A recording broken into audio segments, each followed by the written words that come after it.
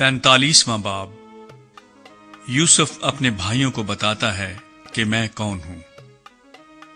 तब यूसुफ उनके आगे जो उसके आसपास खड़े थे अपने को जब्त न कर सका और चिल्लाकर कहा, हर एक आदमी को मेरे पास से बाहर कर दो। चुनाचे जब यूसुफ ने अपने आप को अपने भाइयों पर जाहिर किया, उस वक्त और कोई उसके साथ न था, और वो चिल्ला चिल्ला कर रोने लगा।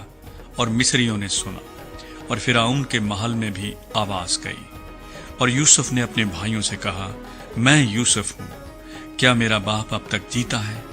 और उसके भाई उसे कुछ जवाब न दे सके, क्योंकि वो उसके सामने घबरा गए। और यूसुफ ने अपने भाइयों से कहा, जरा नजदीक आ जाओ।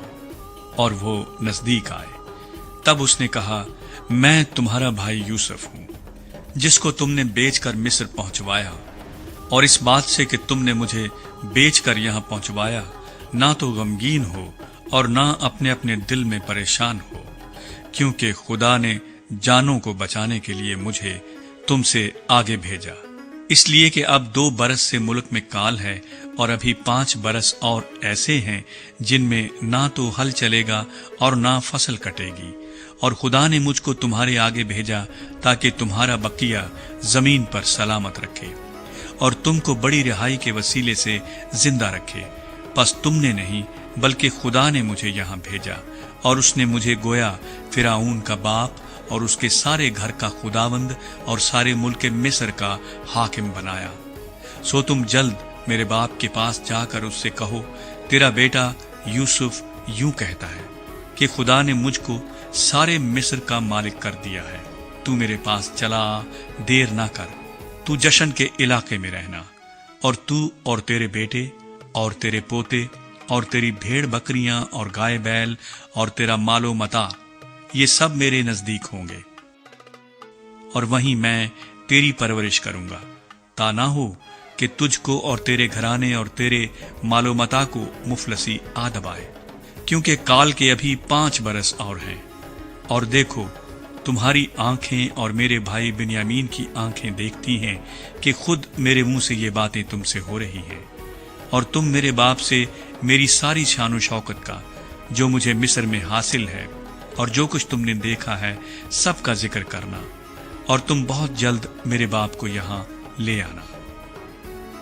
और वो अपने भाई बिन्यामीन के गले लगकर रोया, और बिन्यामीन भी उसके गले लगकर रोया, और उसने सब भाइयों को चूमा और उनसे मिलकर रोया। इसके बाद उसके भाई उससे बातें करने लगे। और फिरौन के महल में इस बात का जिक्र हुआ कि यूसुफ के भाई आए हैं, और इससे फिरौन और उसके नौकर चाकर बहुत खुश हुए। और फिरौन ने यूसुफ से कहा कि अपने भाइयों से कह, तुम ये काम करो कि अपने जानवरों को लाद कर मुल्क कनान को चले जाओ, और अपने बाप को और अपने अपने घराने को लेकर मेरे पास आ जाओ। और जो कुछ मुल्क मिस्र में अच्छे से अच्छा है वो मैं तुमको दूंगा, और तुम इस मुल्क की उम्दा उम्दा चीजें खाना। तुझे हुक्म मिल गया है कि उनसे कहे, तुम ये करो कि अपने बाल बच्चों और अपनी बीवियों के लिए मुल्क मिस्र से अपने साथ गाड़ियां ले जाओ, और अपने बाप को भी साथ लेकर चले आओ, और अपने असबाब का कुछ अफसोस ना करना, क्योंकि मुल्क मिस्र की सब अच्छी चीजें तुम्हारे लिए हैं। और इस्राएल के बेटों ने ऐसा ही किया, और यूसुफ ने फिरौन के हुक्म के मुताबिक उनको गाड़ियां दी और ज़ादेराह भी दिया, और उसने उनमें से हर एक को 1-1 जोड़ा कपड़ा दिया। लेकिन बिन्यामीन को चांदी के 300 सिक्के और 5 जोड़े कपड़े दिए।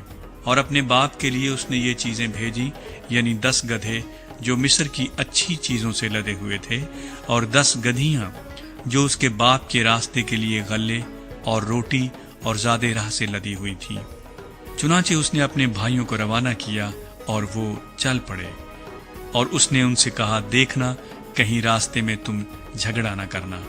और वो मिस्र से रवाना हुए और मुल्क कनान में अपने बाप याकूब के पास पहुंचे, और उससे कहा, यूसुफ अब तक जीता है, और वही सारे मुल्क मिस्र का हाकिम है।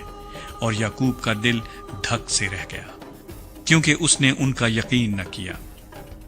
तब उन्होंने उसे वो सब बातें जो यूसुफ ने उनसे कही थीं बताईं, اور جب ان کے باپ یعقوب نے وہ گاڑیاں دیکھ لی جو یوسف نے اس کے لانے کو بھیجی تھی، تب اس کی جان میں جان آئی، اور اسرائیل کہنے لگا، یہ بس ہے کہ میرا بیٹا یوسف اب تک جیتا ہے، میں اپنے مرنے سے پیشتر جا کر اسے دیکھ تو